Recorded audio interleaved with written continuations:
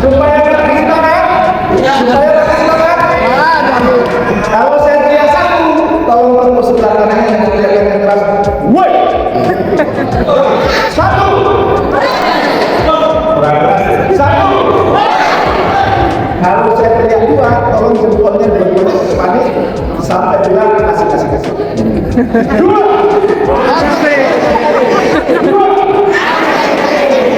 Kalau saya teriak tiga, sebelah kiri, kalau sedang tak pukul.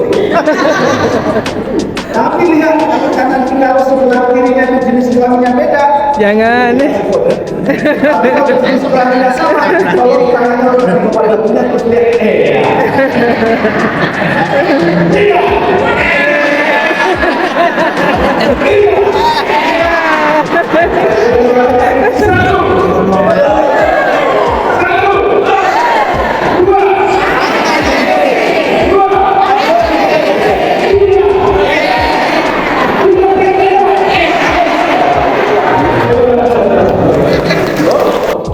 Kenalan. Saya perkenalkan diri.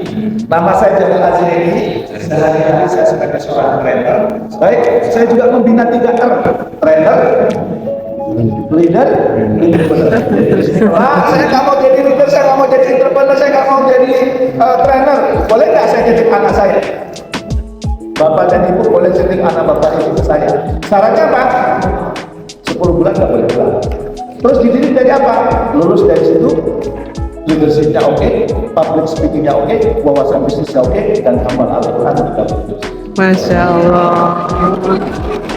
Dan itu gratis, tidak perlu bayar. Bapak nanti kurang gizi, insya Allah gizinya dijamin. Bapak nanti dijadikan alat menjadi sumbangan, insya Allah nggak jadi sumbangan. Terus dibiayai dari mana Pak? Dari keuntungan itu. Masya Allah.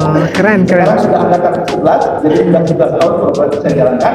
Alhamdulillah alumni angkatan 1 sampai 10 sekarang sudah tersebar ke belahan berbagai dunia. Ada yang di Eropa, ya ada yang di Mesir, ada yang di Turki, ada yang di Mekah, di Madinah.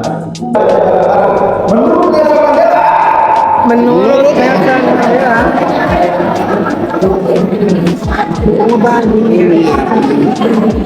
lebih keras lagi. Pendidikan adalah senjata yang paling ampuh yang bisa Anda gunakan untuk mengubah dunia. Berarti yang bisa mengubah dunia Pak? pendidikan, Yang dalam pendidikan siapa orang-orangnya? guru, Guru siapa? aku, Guru siapa? saya, Guru siapa? Tapi yang mengubah dunia siapa? saya, Yang mengubah dunia? saya. Pak, benarkah pendidikan itu bisa mengubah dunia? Saya akan cerita tentang kisah keluarga miskin.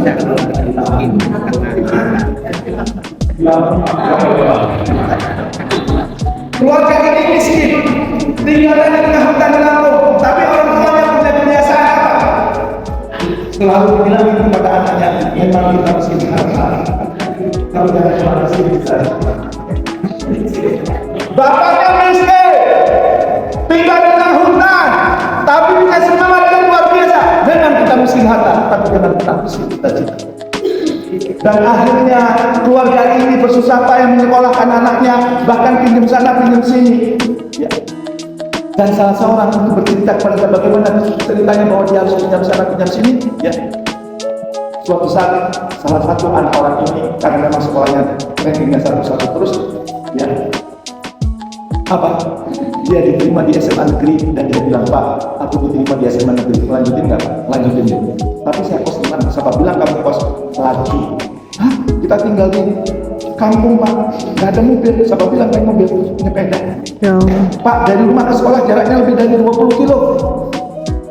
Kalau kamu ikut saya keras, kamu terhadap kamu masa muda, supaya itu kamu tidak masa depan. Akhirnya di sepeda setiap hari 46 kilo. 23 kilo berangkat, 23 kilo pulang. Dan akhirnya begitu sudah SMA kelas 3, Pak, si anak ini bilang, Pak, aku tetap ingin jadi insinyur pertanian. Jadi dia ingin jadi insinyur pertanian. Terus apa? Bapak nggak sanggup, nak? Hah? Utang bapak banyak. Bapak sudah biayai kamu, kakak kamu, adik kamu yang itu utangnya banyak sementara kemana. Jadi kalau kamu lulus SMA sementara nggak usah bikin kuliah. Dan akhirnya apa? anak ini sebenarnya kan aku mau jadi insinyur bertanda. Dan akhirnya apa? Dia sebenarnya sudah malas-malas ke sekolah, tapi karena sudah kelas 3, maka dia berangkat tetap. Dan suatu saat begitu dia berangkat sekolah, tiba-tiba temannya bilang, oh kamu cari Pak Darto. Pak Darto itu wakil kepala sekolah. Begitu daftar Pak Darto apa? Anak ini dipeluk dan kemudian Pak Darto mengatakan, selamat ya, kamu satu-satunya siswa SMA kita yang diterima di kita. Wow. Semua persyaratan sudah dipenuhi, tinggal dua. Surat kelakuan baik sama kamu bawa 150. Maka anak ini pulangnya pedang ribut banget. Dari jalan sudah dipanggil, ibunya, Mama, Bapak. Ada mana? Kata bapak waktu itu, saya nggak boleh melanjutkan kuliah, tapi saya diterima di surat panggilan. Surat saya coba 160. Begitu kemudian dia baca, kalau begini ceritanya, jadi terus kamu harus lanjutin kuliah. Bapak kan nggak punya uang, ayo punya bapak gimana kan? Maka kemudian orang miskin ini datang ke rumah orang kaya di kampung itu, ngobrol ke sana kemari, sampailah pada pokok pembicaraan. Pak, anak saya diterima di surat undangan. Dalam surat undangan ini kami harus bawa 150. Kalau pindah kami uang 300. Tanpa diduga orang yang kaya di kampung itu berdiri sambil menghina orang ini. Kalau sudah kamu miskin, nggak usah berlaku. Miskin aja berlaku. Belum mulai kuliah udah pindah. Kuliah itu lama. Sekali melarat tetap melarat sampai hari kiamat. Mengingat begitu anak yang miskin nangis. Melihat anaknya nangis, bapaknya mukul meja. Bapak nggak usah sombong. Jangan mentang-mentang kaya menghina saya tanya. Saya miskin di sini Pak, tapi saya punya harta di sini. Saya miskin di sini Pak, tapi pulang ketahui tanah saya masih luas. Kemudian anak ini bonceng pulang sama bapaknya. Di tengah jalan bapaknya, si anak ini nanya, Pak, tadi bapak bilang tanah kita masih luas, tanah jangan. Ini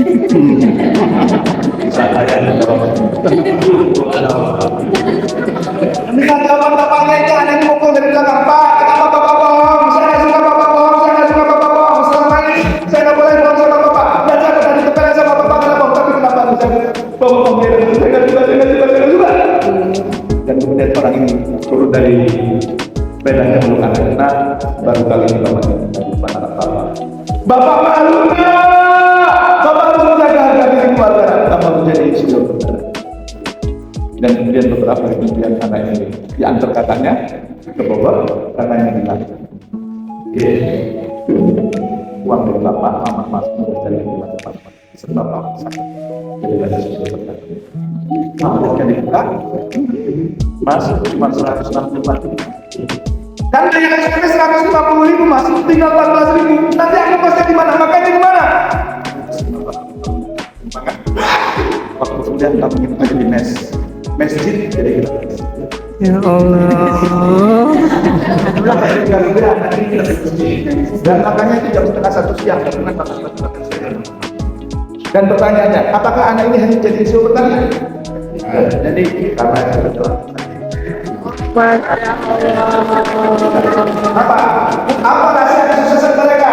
Ternyata satu, saya punya anak dan saya berusaha pendidikan maupun tanpa pindah ke selama saya merasa banyak. Kata dia apa?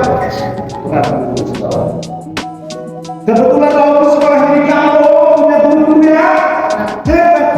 Berarti benar nggak pernyataan Nelson Mandela? Betul. Pendidikan bisa mengubah dunia. Sepakat? Setuju. Tapi bapak dan ibunya adalah pengubah dunia. Tepuk tangan. Karena saya tahu pendidikan mengubah dunia, saya kalau diundang suruh misi sekolah, suruh mengisi universitas, termasuk jasa pendidikan paling susah. Ya, kenapa? Saya tahu di hadapan saya adalah orang-orang hebat yang akan membuat perubahan itu. Maka untuk urusan pendidikan, saya pun bilang sama anak-anak saya, kamu mau sekolah kemana mau ke depan, lanjutkan urusan mencari uang, urusan bapak. Kenapa? Karena bapak yakin pendidikan itu urusan bapak. Maka kalau saya tanya siapa yang mengubah dunia, langsung jawab saya. Siapa yang mengubah dunia? Saya. Siapa yang mengubah dunia? Saya. Ulangan lagi. Makanya saya punya sekolah, ya sekolah yang formal. Makanya saya punya Tafis Leadership. Kenapa? Walaupun programnya hanya 10 bulan, saya yakin bisa mengubah. Buktinya apa?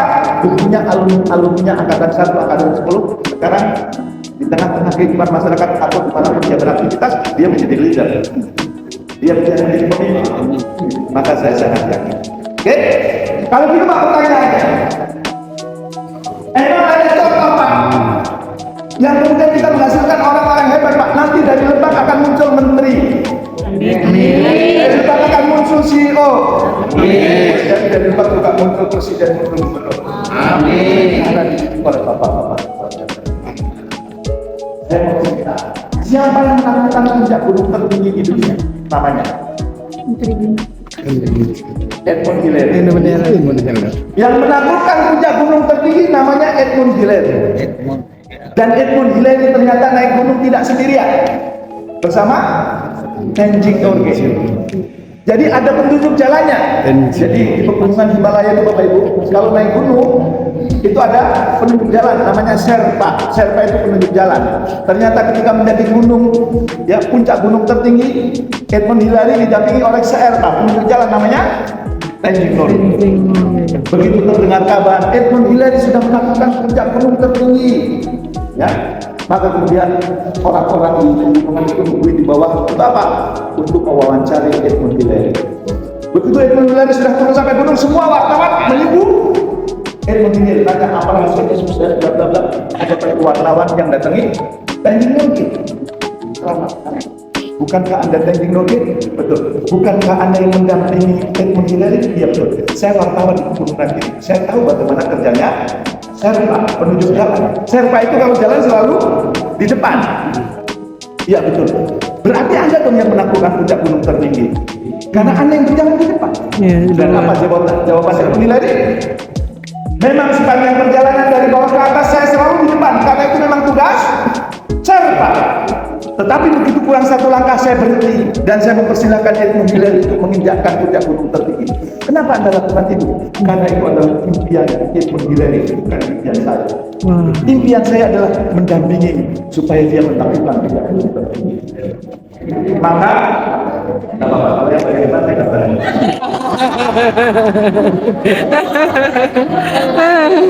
Maka berarti apa? Pertanyaan saya, berarti tugas guru yang mana? Yang itu Tenzing Norgay. Wah Pak, dari Tenzing Norgay nggak punya beda dong Pak. Masa murid-muridnya sukses kita tetap jadi guru? Tidak terkenal. Kalau Anda jadi Tenzing Norgay, di Nepal itu nama bandaranya pun Tenzing Hillary Airport, tetap di bawah. Saya kalau sekarang ditanya kemana-mana apa yang menyebabkan saya berhasil, menyebabkan saya berhasil, apa rasanya? Apa jawaban saya? Karena saya punya guru-guru yang luar biasa.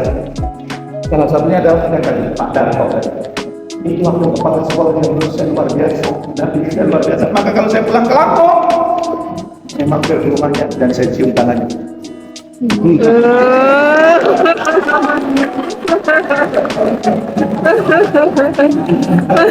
Pak Darto ada di sini. Perwakilannya.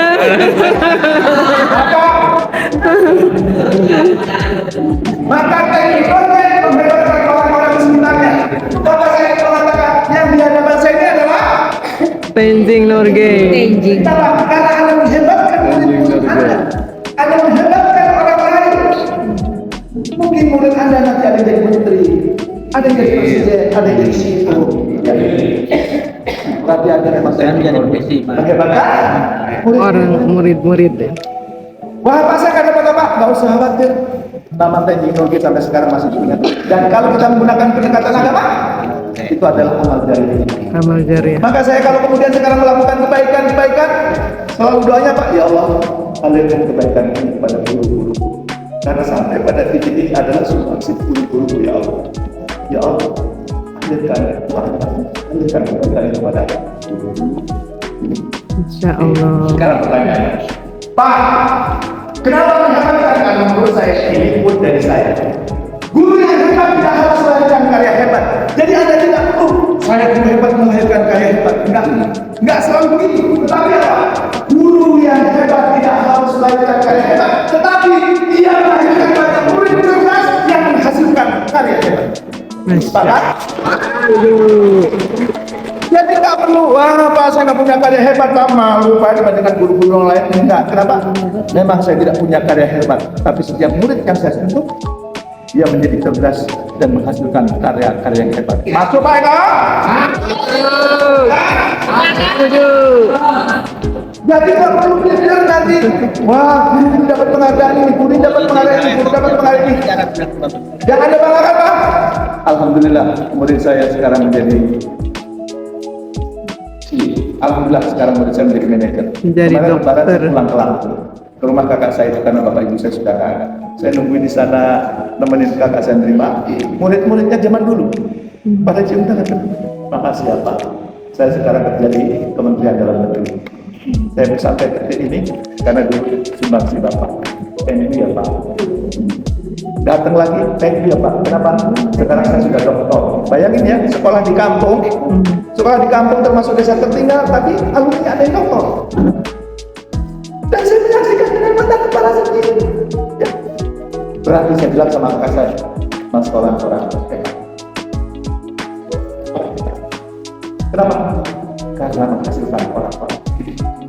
Saya bangga punya kakak yang namanya Kaul. Nah, sepakat dengan poin ini. Yuk kita bersama-sama 1, 2, 3. Bukan saya hebat, tetapi yang melihat dengan murid keras. Yang murid.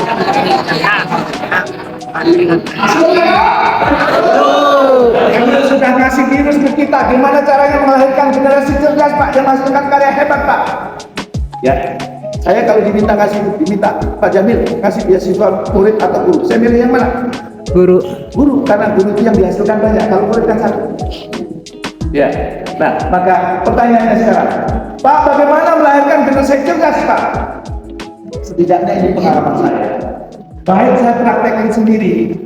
Saya kan, memang saya punya anak kandung 5, tapi nggak punya anak angkat lebih dari 3.000. Masya Allah. Ya, yang sekarang sudah tersebar ke belahan dunia. Gimana caranya melahirkan mereka itu jadi orang-orang hebat? Yang pengusaha jadi pengusaha hebat, yang berkarir jadi karir hebat. Ya. Bahkan kalau Anda nonton di Keep Ending, itu ada anak yang baru lulus dari IPB, sudah punya karyawan 1.500 orang. Ngapain? Cuma kerjaannya bersihin kantor, bersihin rumah, tapi penghasilannya udah miliaran. Saya menggunakan pendekatan. Bagaimana Pak melahirkan generasi cerdas? Yang pertama, menemukan panggilan jiwa. Jadi guru itu karena Panggilan jiwa. bukan karena terpaksa. Lama sana ditolak, lama sana ditolak.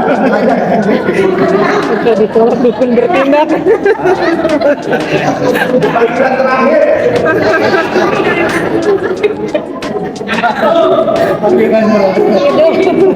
Panggilan hidup. Panggilan jiwa. Maksudnya bukan panggilan jiwa. Anda punya alasan kuat. Pak Jamil, maksudnya panggilan jiwa itu apa? Punya alasan kuat mengapa Anda memilih Jawa. Karena kalau kita punya panggilan jiwa, Motor,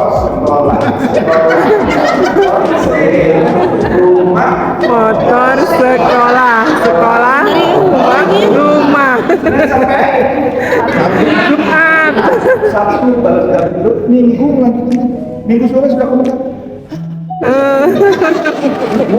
Benar lagi. Rumah, motor, sekolah.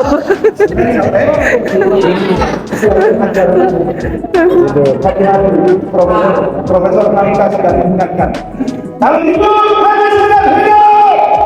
Ragu tadi kita hidup. Kalau kerja hanya sekedar kerja, terbawa bisa orang. Betul. Terus apa bedanya manusia dengan kera dan kerbau? Kalau kerbau sama kera itu kerja cuma rutin tadi. Rumah, Motor, sekolah. tapi kalau manusia Pak, ada panggilan jiwa. Kenapa tuh? Karena kalau kita cuma rutin rumah, sekolah, motor, motor, sekolah, rumah, atau rumah, mobil, sekolah, mobil, rumah, hati-hati. Di masa tua Anda bisa menjadi kelompok P16. Apa itu? Apa itu, Pak? P16 itu pergi pagi, pulang petang, pangkat seot, dengan kalau pusing, penghasilan pas-pasan, pulang, pas pensiun penyakitan.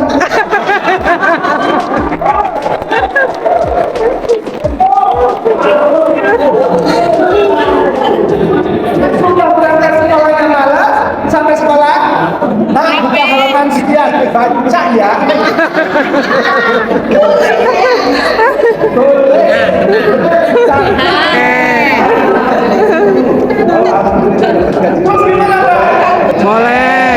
Alhamdulillah dapat penghasilan tetap tiap bulan. Boleh? Boleh. Kenapa jadi guru? Lumayan SK-nya bisa di sekolah lagi.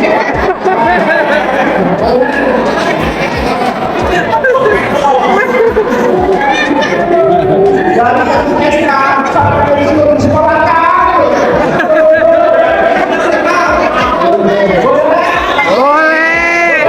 Boleh. Itu namanya alasan. Plastik. Alasan rasional. Saya kerja ini kenapa? Supaya dapat bayaran. Boleh? Boleh. Saya kerja ini kenapa? Angsuran belum lunas. Saya kerja ini untuk apa? Status sosial. Daripada diberi pengangguran. Boleh? Itu namanya alasan. Rasional. Tapi kalau cuma punya alasan itu, semangatnya, ya Allah, tanggal 1 lagi. Ayeuna tanggal sabaraha? Suami kene kagajian. Mau disekolahkan, masih di sekolah. Jawabannya. Karena salah ini aja Pak, kemarin dapat berita kan? Banyak guru-guru yang terjebak pinjol. Pinjol. Ya. Betul. Saya nggak masuk logika saya. Alhamdulillah min dzalik. Mas pinjol itu logikanya di mana? Apa ini?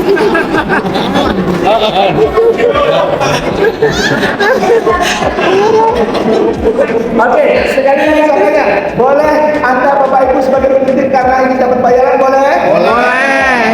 Angsurannya lunas boleh? Boleh. Alasan paling dasar. Saya mau kasih ilustrasi. Saya pernah dikontrak oleh salah satu BUMN keliling Indonesia ngisi training dari satu kota ke kota lain. Salah satunya ngisi training di Solo. Habis sholat subuh saya jogging. Tadi nggak saya jogging Pak. Begitu saya sedang jogging, ada orang nyapu. Saya tanya dong, lagi ngapain Mas? Nyapu. Kita orang Solo itu. Karena penasaran orang kedua saya tanya, setiap pertama kayak bukan orang. Masa orang Solo kasar gitu? Maka orang yang kedua saya tanya, lagi ngapain Mas? Apa jawabannya? Ngapu Pak. Orang Solo. Sudah saya sudah puas, sudah saya nggak mau nanya. Sudah puas saya ternyata benar ada orang Solo. Tapi tiba-tiba saya lihat ada orang yang punya sambil nari. Nyapunya sambil nari. Akhirnya penasaran saya tanya, lagi ngapain Mas? Apa jawabannya? Saya sedang mempersembahkan bela air pulang ke Solo. Beda kerjanya? Saya tanya sama Bapak dan Ibu ketika ngajar ditanya jawabannya yang pertama, kedua atau ketiga?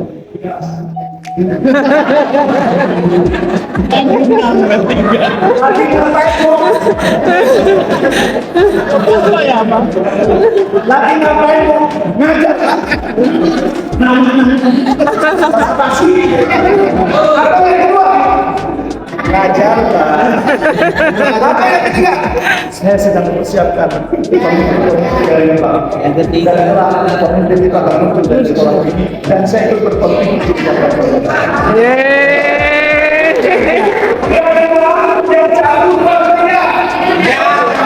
Kalau yang jawab tidak kayak temennya, bener nggak?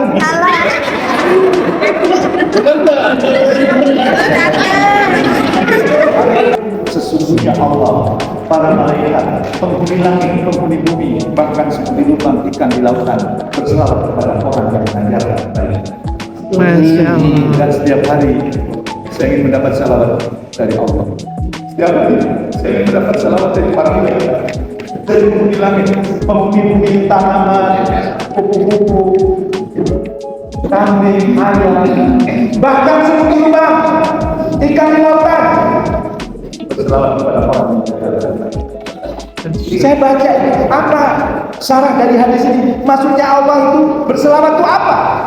Ternyata penjelasannya Allah berselawat itu ketika ada orang berbuat baik atau menebarkan kebaikan, mengajarkan kebaikan, Allah akan membanggakan di hadapan malaikat. Hambaku yang bernama siapa? Mahmud, kirain Darto. Hambaku yang bernama Mahmudin sedang mengajarkan kebaikan kepada murid-muridnya. Aku bangga sama Mahmudin. Mendengar itu malaikat kemudian mendoakan, ya Allah, Ya Allah. selamatkan dia. Amin. Langit mendoakan, penghuni bumi mendoakan, semua di lubang mendoakan, sekali lawan. Kalau itu asik banget. Asik banget. Jadi pertanyaan saya, ajarkan kebaikan nggak? Bapak Ibu, menjadi guru, menjadi pendidik, keterpaksaan atau panggilan jiwa? Panggilan jiwa. Yakin. Punya alasan Panggilan jiwa. mengajar itu karena panggilan jiwa. Yang kedua, Loving kindness.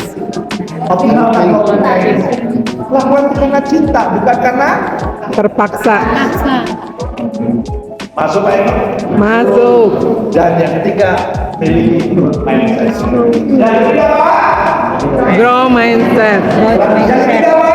Grow mindset. Kenapa growth mindset penting?